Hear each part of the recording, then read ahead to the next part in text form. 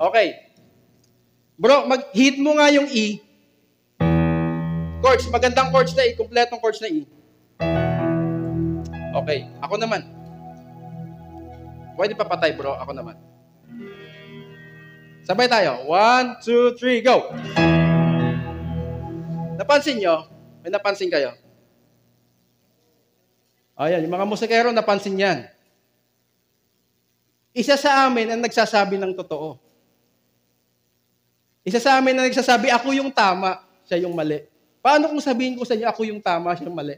Bakit? Nakikita niyo ba yung chords yung inapakan? Kung nasa E? Ito yung chords ko, tama to. May mali ba sa tunog ko?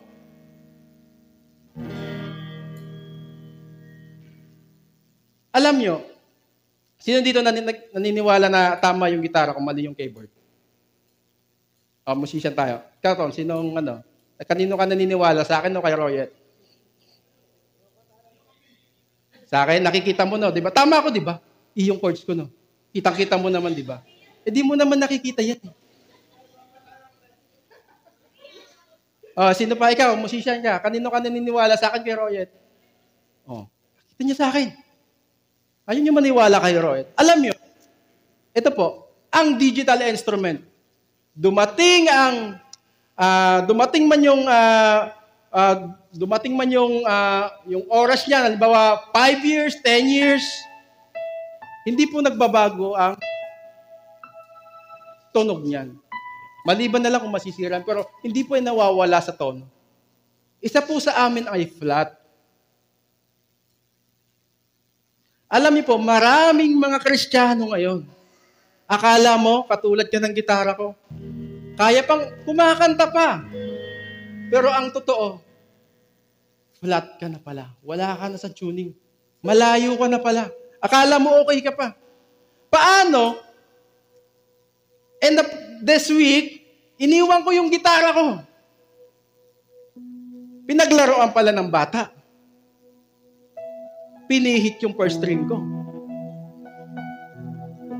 Tingin nyo, pagdating ng Saturday, tingin nyo, makakapag-gitara pa ako ng maayos? Oo, maraming Kristiyanong ganito na mahilig, kaya natin ginagawan lang natin lagi ng para. Kaya ko pang mag-gitara, kaya kong gumawa ng melody at kumanta. Sasabayan nyo ako ito. I-guess yung song na to.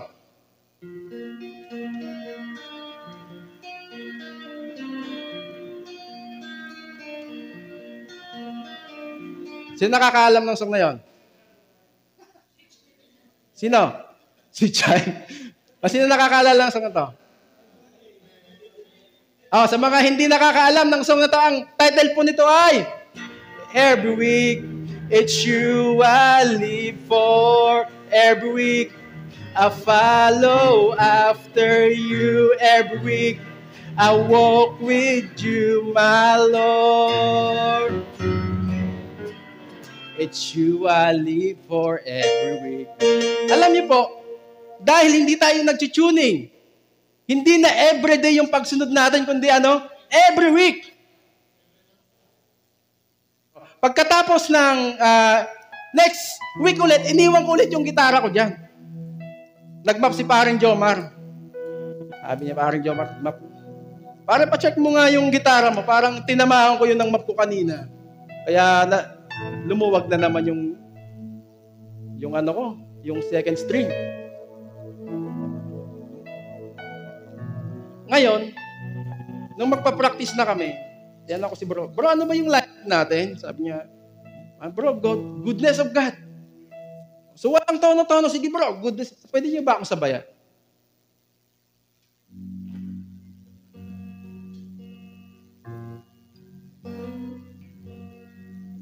Isa pa.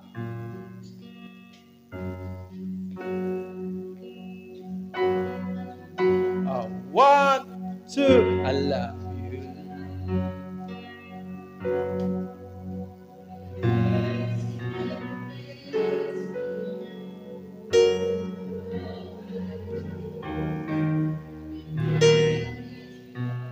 Okay na. Ano sabi ng first? First, I love you, Lord. Sabi ng Lord, sinasabi mong mahal mo ako, pero ayaw mo naman yung dalawang strings mo. Sinasabi mo ngayon na I love you, Lord, pero ayaw natin i-correct yung heart natin. Sabi ng Isaiah, ang iyong mga papupuri ay wala sa inyong puso, kundi nasaan? Nasa nguso. And the third Sunday, iniwan ko ulit yung gitara ko. Pagdating yung Saturday, sabi ko, bro, anong lineup natin ngayon? Kuya, break free. Break free lang pala. So, nagpunas-punas si Nikki dyan, no? Nag-concern sa mga gitara kasi maalikabok. Yun, Kuya, nagalaw ko yata yung gitara mo. Break free lang pa yan. Sige. Try natin.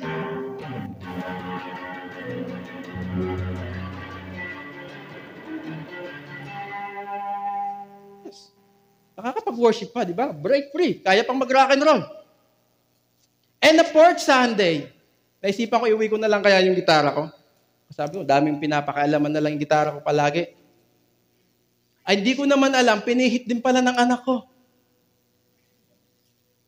Sabi ko. Kaya pagdating ng Saturday, pag-practice, sabi ko, hulaan niyo kung makakahula ng song na to. Hindi ko alam kung plakado to.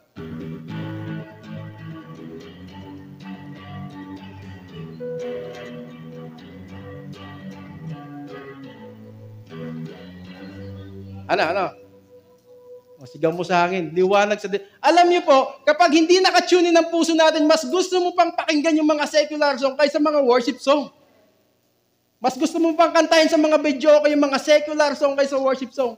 Kasi hindi nga tayo naka-align. Mas paborito mo pa yan, mas mahal mo pa yan. Mas masarap pa sa pandinig mo yan. So after 6 months, alam niyo po, itong gitara to, mayroon tong truss rod. Dahil lumuwag yung mga strings ko, paglipas ng panahon, lumuwag na din yung 5th string ko. Lumuwag. Pagdating ng Sunday, magagamit ko pa kaya to? 5 string na yung hindi ko nagana eh. Makakapag-worship pa kaya tong gitarang to? Testingin natin kung makakapag-worship pa.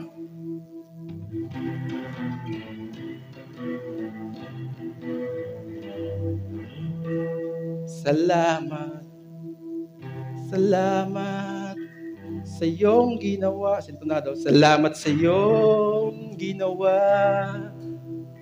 Mula sa labi kong magpupuri. Mula sa labi kong magpupuri. Okay, kaya pa, nakakapag-worship pa. Pero ano yung napansin nyo?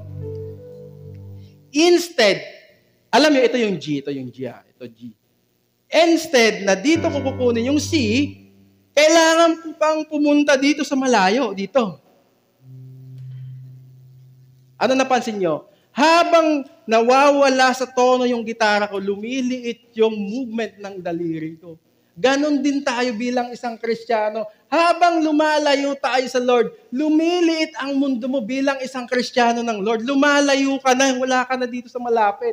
Sa halip na dito mo lang kukunin, kailangan mo pang pumunta sa malayo. Paano nang dumating na ang isang taon, wala talaga, ayaw ko talagang itono yung gitara ko. Bumagsak ngayon yung gitara ko. Tumama na yung natitira kong string. Pagdating ng Sunday, tingin nyo, magagamit ko pa kaya to sa pag-worship sa Lord? Sino nagsasabi na hindi na? After 1 year, sabi nasira na daw. Sa totoo lang, hindi to sira. Kinakailangan lang tong itono. Alam ko dito sa atin, wala ditong sira. Kinakailangan lang natin dito ngayong umaga, itono yung buhay natin. Excited kayo kung anong tunog ng gitara ko ngayon? Ang tunog ko po ng gitara ngayon, kapag 1 taong ka nang hindi ka connected sa Lord, eto ka ngayon. Ang sakit sa tenga. Walang gustong makinig. This morning, ito po yung challenge ko sa inyo.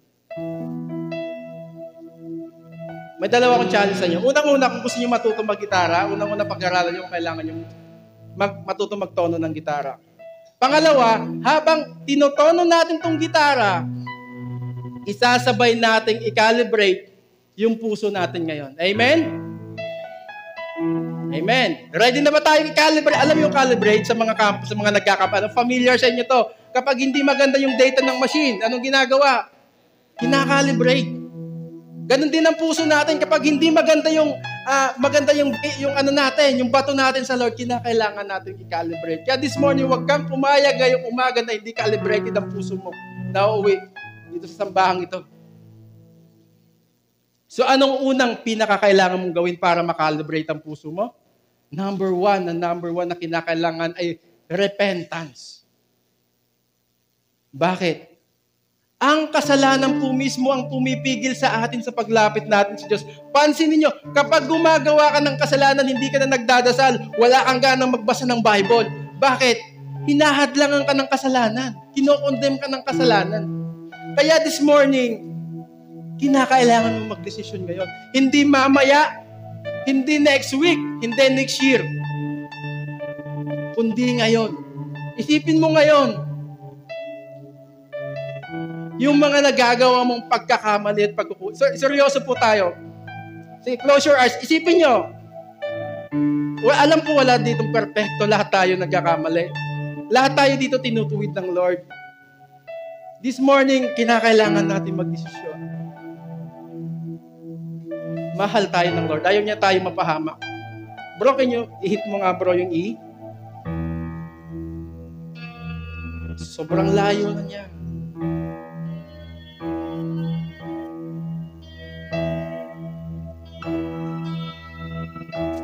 Okay. Number 2. Ask for forgiveness. Nakahingi ka na ba ng sorry sa mga kapatid na nasaktan mo? Nakahingi ka na ba ng sorry sa Lord? O hanggang ngayon? Eto, alam mo si B, ang taas ng pride nito. Hindi to marunong, napakasimpleng salita, hindi to marunong humingi ng sorry. This morning, kinakailangan mo magdesisyon. Kung gusto mo i-calibrate yung puso mo ngayon, kinakailangan mo humingi ng sorry sa Lord, sa mga tao na nasaktan mo. Maging humble ka. Bro, hit natin yung B.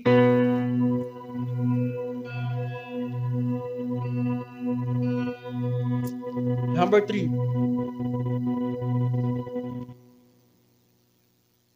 Prayer. Alam niyo ito siya, may kakwento ko sa inyo. So, pasensya na kung nag-overtime ako ngayon. Ngayon lang naman ako nag-preach ng medyo mahaba, pagpasensyahan niyo na. So, ito si number 3 string, ito sino nga dapat bro? Si B. No, si B, hindi na ito nagdadasal, hindi na ito nananalangin. Si G pala, sorry, si G. Si G, hindi na ito nagdadasal. No. At hindi rin ito natin ng prayer meeting. Kahit hindi naman busy. G. No. Hindi natin ng prayer meeting si G. This morning, kung gusto mong i-calibrate yung puso mo, simulan mo ulit yung pagdadasal sa Panginoon. Minsan nga, baka sa pagkain, hindi pa natin magawang magpasalamat. Magpasalamat tayo lagi sa Lord. No. Dahil si G, magdidesisyon siya ngayon, na-attend na ng prayer meeting, pag hindi busy. No, pag busy siya, nasa trabaho, understandable. Mananalangin siya sa bahay niya. May concern siya sa iba. Hindi lang sarili pinapanalangin, kundi yung ibang tao. Bro, taon na natin siya, no?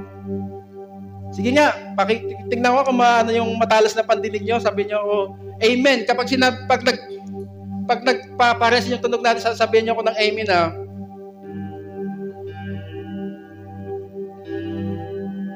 Okay na? Okay na? Okay na? Okay. Okay. Pang-apat. Kinakailangan natin magbasa ng banal na salita ng Diyos. Alam mo, ang Word of God, yan ang pagkain natin. Kung ang prayer ay komunikasyon, ang Word of God ay ang pagkain natin. Paano ka magiging malakas kung every Sunday ka lang nakakapakinig ng Word of God? Yan ang magiging pagkain mo, katulad ng kumakain ka ng 3 beses sa isang araw. Subukan mong 1 beses ka lang kumain sa isang araw, manghihina ka. Ganon din po ang pagbabasa ng Bible. Yan ang pagkain natin yan eh. Kung 1 week ka lang a-attend, sigurado ko lupay-pay na lupay-pay ka. Kung 1 beses ka lang nakakapakinig ng salita ng Diyos. Pero kung ngayon, ika-calibrate mo yung puso mo ngayon, magdidesisyon ka na i-tune in ng puso mo ngayon, bro, hit natin. Ano tayo? D na tayo, D. Alam niyo, may kwento ko. Ito si Dino. Nalulungkot ako dito kay D. Nalulungkot ako kay D. Ako na lang. Ito si D. Alam niyo si D. May chichika ako si D. Minsan na nga lang umattend ng church. Pagdating sa church, cellphone na hawak, hindi naman Bible. Kachat. Business siguro. O baka may kachatmate. O kaya minsan baka nag-games pa. Alam niyo po, kung hindi niyo po ako kayang respeto, wala pong problema sa akin yun. Kung hindi niyo po kayang respeto yung mga tumatayo dito sa unahan. Ang point ko po, respeto natin yung oras ng Lord. Minsan na lang tayo makinig. Wag na natin nakawin, agawin pa yung ng Lord, yung time ng Lord. No, amen. Sorry D ha. D, ako yun, si D. And next, si A. Of course, kapag ulitin natin ha, unang gagawin natin, repentance. Pangalawa, ask for forgiveness. Pangatlo, mag-pray tayo. Pang-4, magbasa ng Bible. Pang-5, anong gagawin natin? Mag-worship tayo siyempre. Bro, hit na nga natin. A. Sabi niyo ulit ha.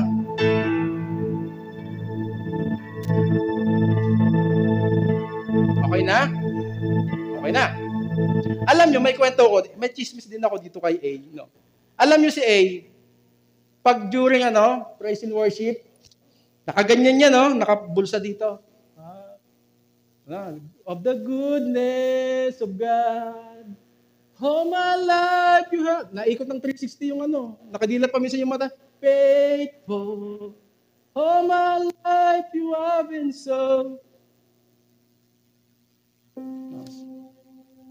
Gawin natin ng tama. Although hindi ko kayo hinuhusgahan. Si Lord ang nakakaano ng puso natin. Pero ipakita natin yung tama na pag-worship sa Lord. Paano ba talaga hindi tayo nakaka-distract ng katabi natin? Yung focus natin nasa Lord, hindi nasa naka-360. Ayan, 180-degree 360 pala naikot, nakaganyan. Na ganun, no? Parang CCTV gumagalaw. I-correct natin yung pag-worship natin. Amen? Pwede na ba tayong mag-worship? Meron na akong 5 string. Sabayan nyo ka. Pag kayo, nagtono kayo ng gitara, check nyo ulit. Bro, nga tayo, bro. B. Sunod. Next. Next. A. Sige. F ka.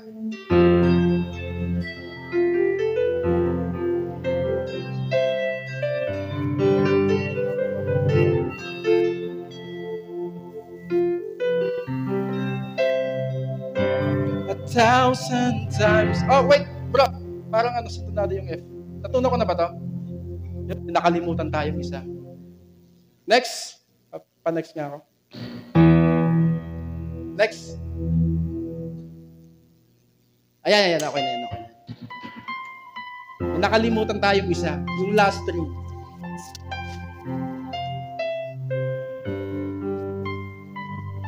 Sabi ni Peter, ito po yung pagkatapos mabuhay ni Jesus Christ, sabi niya, tinanong niya si Peter, Peter, mahal mo ba ako?